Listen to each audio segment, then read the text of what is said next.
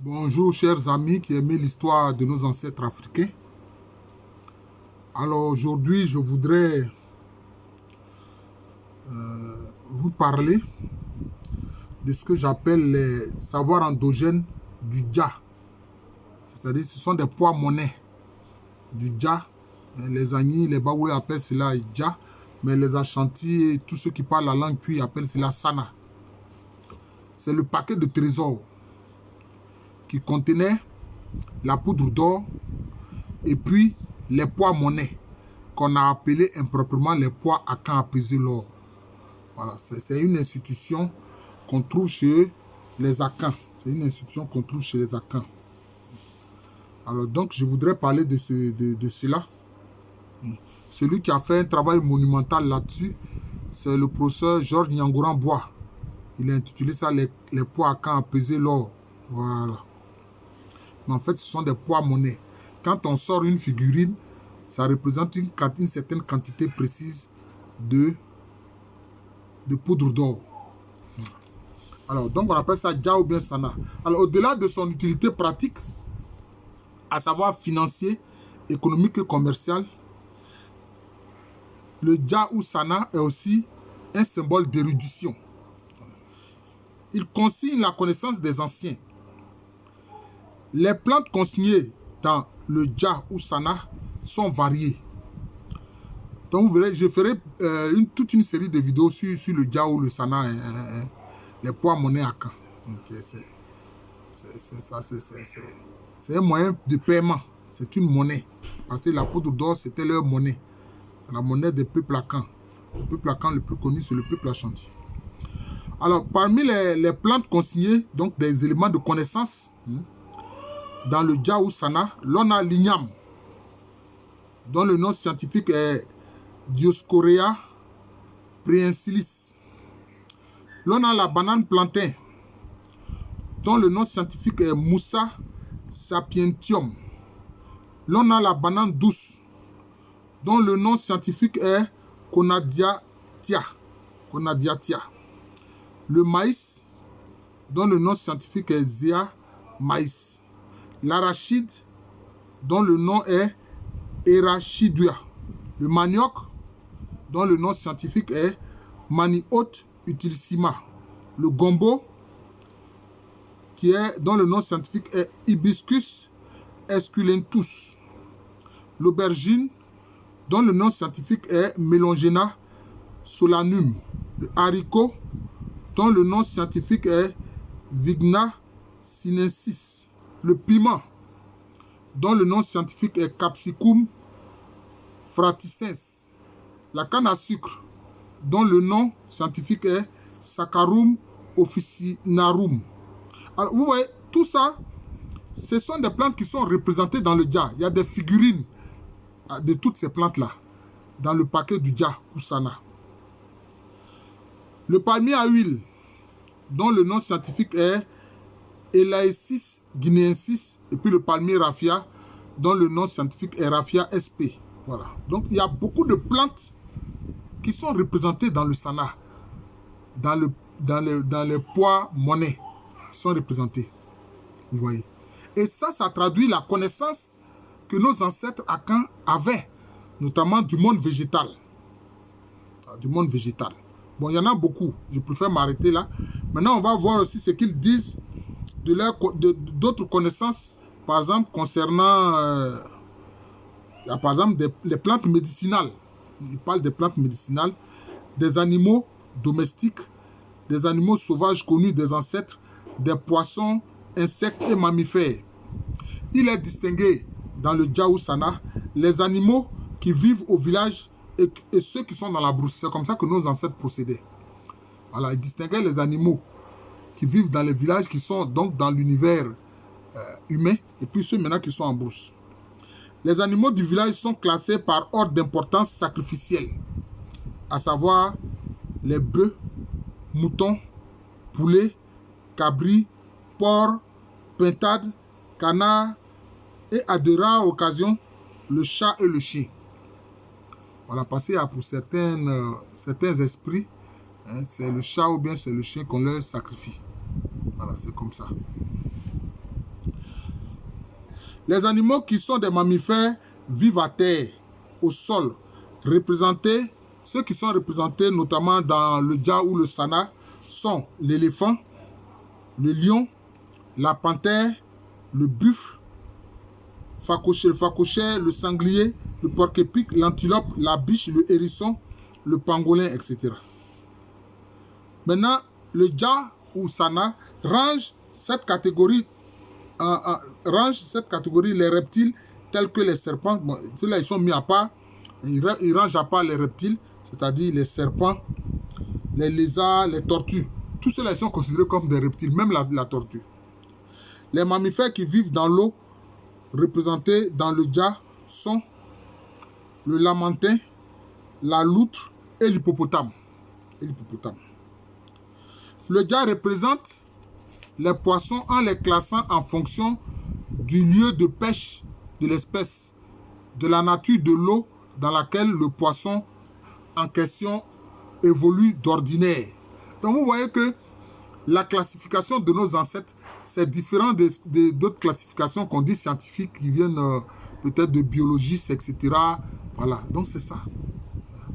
Donc ça, le Dja consigne les connaissances de nos ancêtres à Caen, c'est ça.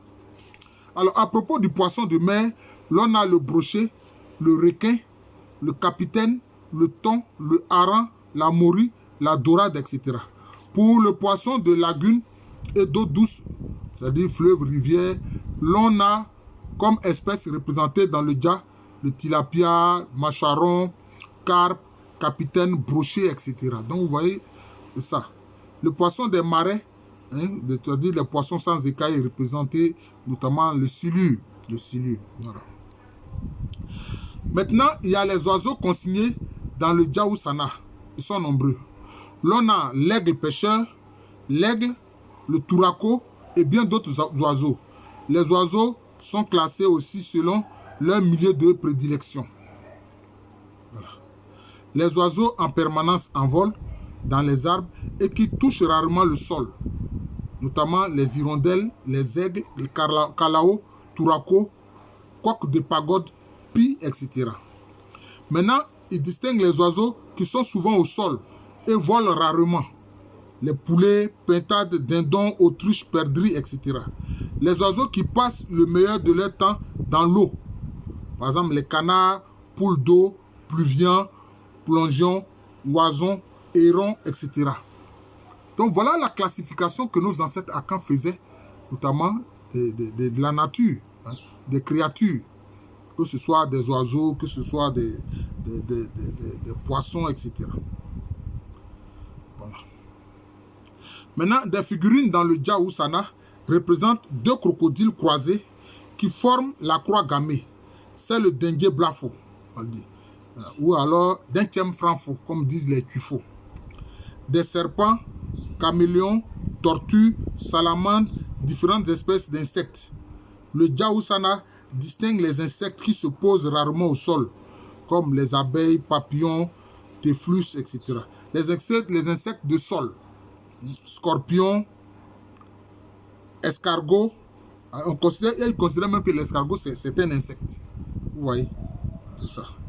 Sauterelles, scarabées, cafards, crabes, limaces, chrysalides. Donc vous voyez, pour eux, tout cela, ce sont des insectes. Même le crabe, c'est un insecte. La limace, c'est un insecte. C'est comme ça que nos ancêtres percevaient la chose. Donc eux, ils avaient leur classification, je peux dire, de connaissances, de sciences qui est différente de ce que vous pouvez avoir dans les ouvrages ou les ouvrages de biologie et autres. Voilà, c'est ça. Maintenant, ils distinguent les insectes de l'eau, tels que crabes, crevettes, huîtres, homards. Tout cela pour eux, ce sont des insectes mais qui vivent dans l'eau. Voilà comment nos ancêtres percevaient les choses. Voilà. Bon. On va poursuivre un peu. Parce que je dis que ce sera une série de vidéos. Ce sera une série de vidéos. Voilà. Les humains représentés dans le Dja ou Sana sont les chefs de terre, les rois, les devins, les reines, bon, je n'ai pas envie de dire reines, mais les musiciens, les chasseurs, les paysans, les marchands de vin de palme spécifiquement, les cavaliers, les bourreaux, les suppliciés, les ménagères, les tambourinaires, etc. Il y a d'autres personnages, comme une figurine d'un Dja Aladjan représentant 2 piroguiers dans une pirogue. Une figurine bron représentant 2 personnages de sexe masculin en caille-sexe se donnant l'accolade. Une figurine d'Ankira, bon là ici c'est le chef Akomi, des nouveaux Nafana, puis le chef et le roi des Bron Diamant, Tandate. Voilà. Mais vous avez vu les 2 piroguiers Aladjan, ça représente aussi un élément de la constellation. Ça représente une constellation. On dira que ça représente une constellation. Voilà. Une figurine d'Ankira, le peuple d'Ankira, c'est le peuple qui a dominé le monde Akan durant le XVIIe siècle. Représentant le portrait présumé d'une princesse. Une figurine baoulée montrant la dépouille mortelle d'un dignitaire paré de ses attributs, etc. Les objets fabriqués par l'homme sont représentés dans le Dja Oussana. Exemple, les cimetières, cimetière à double lame. Ce sont des machettes et les cimetières. Voilà. À double lame,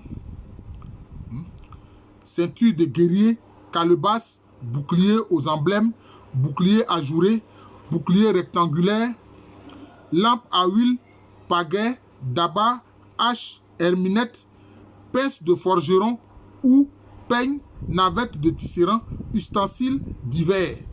Bon, les ustensiles divers, il y en a de toutes sortes.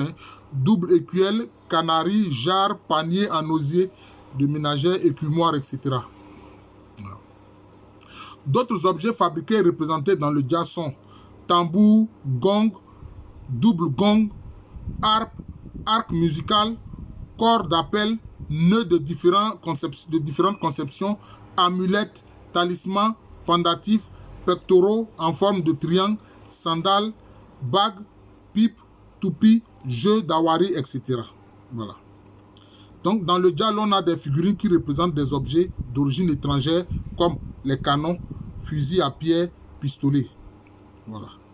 Un roi qui voulait soigner son prestige plaçait devant sa cour 1 ou 2 canons. Voilà. La pyramide est dans le Dja, symbole de la royauté et la royauté, et 7 degrés symbolisant les 7 matriclans. C'est-à-dire qu'une pyramide à 7 degrés, mais avec 7 niveaux. Voilà, je vais m'arrêter là. Je vous remercie. Donc, je vais commencer ce que j'appelle les savoirs endogènes qui sont dans le Dja, les poids monnaie des ancêtres Akan. Donc, ils représentaient des éléments qui concernent leur connaissance. Voilà, leur connaissance, c'est très important. Donc, nous allons faire plusieurs vidéos sur cela. Alors, je vous remercie. Je suis le professeur Alou Kwame René, professeur titulaire d'histoire à l'université Félix Houphouët-Boigny, université qui est à Abidjan, c'est à Côte d'Ivoire. C'est en Côte d'Ivoire, un pays situé en Afrique de l'Ouest.